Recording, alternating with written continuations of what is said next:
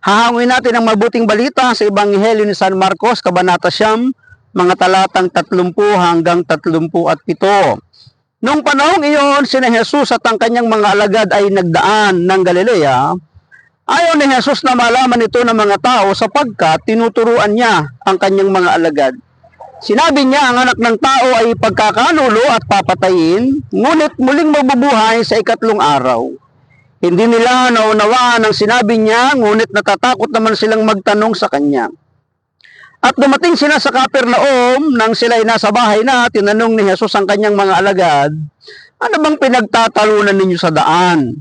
Hindi sila kumibo sapagkat ang pinagtatalunan nila ay kung sino sa kanila ang pinakadakila. Naupo si Jesus, tinawag ang 12 at sinabi, ang sino mang nagnanais maging una ay dapat maging huli sa lahat at maging lingkod ng lahat. Tinawag niya ang isang maliit na bata at pinatayo sa harapan nila.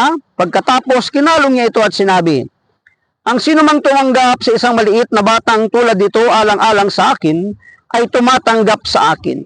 At sino mang tumanggap sa akin, hindi ako ang kanyang tinatanggap, kundi ang nagsugo sa akin. Pagpalain ng Diyos ang pagkabasa ng kanya pong mabuting balita. Mapapansin po natin na ang Panginoong Yesus unti-unti ay nagpapahiwatig na ng kanyang paglisan sa mundo. At ito ay sa pamamagitan ng kamatayan. Ang mga alagad ay natatakot namang magtanong sa Panginoon kung bakit niya ito inihahayag ng maaga pa pagpapahiwatig. Pero sa kabila ng lahat ng yon, habang sila'y naglalakbay, ang mga alagad ay nagtatalo-talo. Bakit sila nagtatalo-talo? Sumagot na rin ang Panginoon sa ating pagbasa kasi hindi naman lingid kay Jesus kung ano ang kanilang pinagtatalunan. Kaya hindi sila makakibo. Ano ba ang kanilang pinagtatalunan? Ikaw, sino bang number 1? Sino bang sikat? Sino bang pinakadakila? Sino ba ang dapat na nasa kanan at kaliwa ng ating Panginoong Jesus? Sino ba ang karapat-dapat na mamahala sa kanilang lahat? Di ba? Ganun Pinagtatalunan nila yung kapangyarihan, yung posisyon, yung karangalan. Di ba? Mapapansin din natin sa ating pagbasa na tumawag ang Panginoon ng isang bata o kumuha at kumalong ng isang bata para ipakita sa kanila kung sino ang tunay na dakila sa kaharian ng langit, sa kanyang kaharian. Ang hindi tutulad sa bata ay hindi makakapasok sa kaharian ng langit. Kasi ang dinadakila lang sa kaharian ng langit ay ang tulad ng bata. Bakit ba inihalin tulad sa bata? Sapagkat ang mga bata hindi naman naghahangad ng kapangyarihan, hindi naghahangad ng posisyon, hindi naghahangad ng pangunahin. Ang bata kasi masaya na pag may kinakain, matutulog, maglalaro, di ba ganun sapat lang sa kanya ang isang araw sapagkat may nag-aasikasong magulang. Ganun pala ang dapat na maging tularan natin ang isang bata.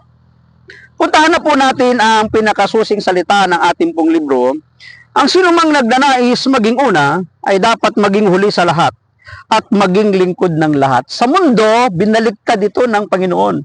Sa mundo, kapag makapangyarihan ka, mayaman ka, nasa posisyon ka, ikaw yung dinadakila. Ikaw yung kinikilala kapag sikat.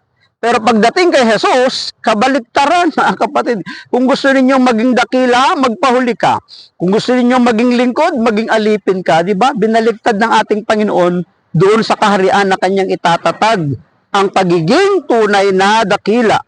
Sa kaharian ng Diyos, kabaliktaran sa sistema ng mundo ang nananaig. Kung sa mundo, bida ang mayayaman, makapangyarihan at matatalino, sa kaharian ng Diyos, bida ang mahihirap at mahihina. Di ba? Binaliktad yung sistema ng mundo sa sistema ng kaharian ng Diyos magkabaliktad.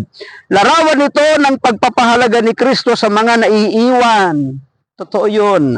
Natatapakan, nahuhuli at nawawala. Dagdagan pa natin, mga winawalang kwenta, winawalang halaga, inilalagay sa gilid sa sulok na para bagang perwisyo sa kanilang buhay. Napakamahalaga pala ito sa ating Panginoong Hesus. Yung mga taong naiiwan, natatapakan, mga inaapi, mga nahuhuli o nawawala. Hindi naman ito nangangahulugang hindi nakasali ang iba. Binibigyan lang ng preferential option ang mga salat sa mundo. Pero kasali pa rin ang lahat. Ang mga meron ang dapat manguna para magkaroon din ang mga wala. Totoo yun Kaya nga tayo pinagpapala, sabi ng Korinto para may maipagkawang gawa. Kaya ka pinagpapala ng Panginoon para may maiabot kang tulong sa mga taong nangangailangang walang-wala. Kaya tayo pinapasagara ng Panginoon para mayroon tayong maiabot na tulong sa mga taong nagdarahop, mga naghihirap at walang mga makain. Ang mga makapangyarihan ang magbibigay ng lakas sa mahihina. Ang nangyayari kasi baliktad.